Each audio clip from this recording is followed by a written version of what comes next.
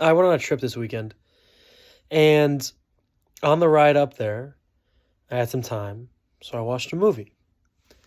The movie that I watched, I'm being dramatic right now. I watched Scott Pilgrim versus the World. Now, I watched this movie years ago.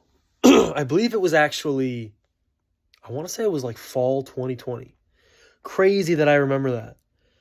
But this was the first like Scott Pilgrim media I ever consumed. And I loved it. I thought it was awesome. This movie came out at a really interesting time because it was right at like the start of when nerd culture was becoming a bit more prominent, but they still had some time to go. It was 2010. So in this movie, they had references to Pac-Man and Zelda and all kinds of video gamey tropes, but it was 2010. So, and obviously this movie is 15 years old, which is crazy to say.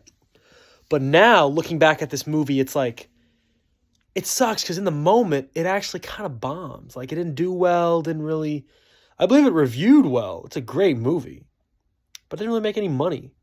And that sucks because I love this movie. I can make literally 50 videos on this movie on its own. But Scott Pilgrim versus the World, it's kind of like I would say if you want to get into Scott Pilgrim, watch the movie first. Because Scott Pilgrim kind of has like a ton of different adaptations. There's the original comic, which is the original story. The movie, which adapts pretty much all of the comic, but cuts out a lot because it's a movie. Then there's the video game, which is like an arcadey video game with, barely a story. I played it a bit. I haven't beaten it. And then there's the new Netflix show, Takes Off.